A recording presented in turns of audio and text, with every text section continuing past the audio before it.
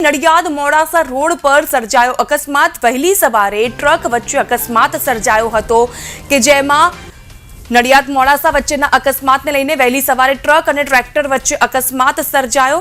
હીરાપુરા પાટિયા નજીકની આ ઘટના છે।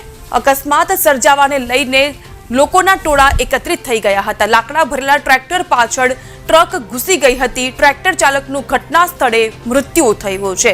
આ દ્રશ્યો જોઈ રહ્યા છો નડિયાદ મોડાસા રોડ પરના અકસ્માતના આ દ્રશ્યો છે। હીરાપુરા પાટિયા નજીકની આ અકસ્માતની ઘટના કે જેમાં લાકડા ભરેલા ટ્રેક્ટર પાછળ ટ્રક ઘૂસી ગઈ હતી અને આ અકસ્માતમાં ટ્રક ચાલકનું ઘટના સ્થળે મૃત્યુ થયું છે। સમગ્ર મામલે પોલીસ દ્વારા તપાસનો ધમધમાટ શરૂ કરવામાં આવ્યો છે।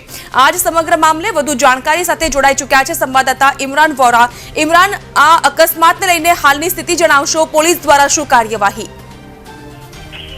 જી જાગૃતિ, ચોક્કસથી માહિતી આપી દઉં કે જો ખાસ કરીને વાત કરવામાં આવે તો આજે વહેલી સવારે નડિયાદ મોડાસા રોડ ઉપર એક ગમખ્વાર અકસ્માત થયો હતો। અકસ્માતને ટ્રક અને ટ્રેક્ટર વચ્ચે જે અકસ્માત થયો હતો, અકસ્માતને લઈને ટ્રેક્ટર ચાલકનું ઘટના સ્થળ ઉપર મોત થયું હતું।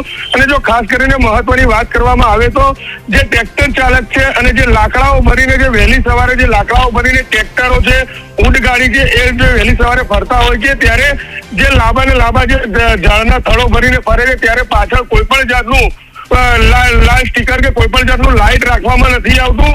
સરેઆમ આરટીઓના નિયમોનો ભંગ કરી રહ્યા છે।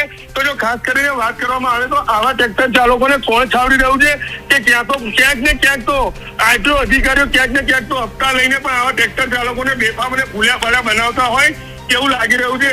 અને જો બીજી ખાસ કરીને વાત કરવામાં આવે તો આ જે અકસ્માત હીરાપુરા પાટિયા નજીક જે અકસ્માતનો બનાવ છે બન્યો છે, જો બનાવને લઈને આરટીઓના અધિકારીઓ જો એક્શન મોડમાં નહીં આવે તો વધુ આવનારા દિવસોની અંદર લાકડા ભરેલા ટ્રેક્ટરો લઈને અકસ્માત નોતરશે તેમાં કોઈ નવાઈની વાત નથી। જી આભાર ઇમરાન, તમામ વિગતો જણાવવા બદલ।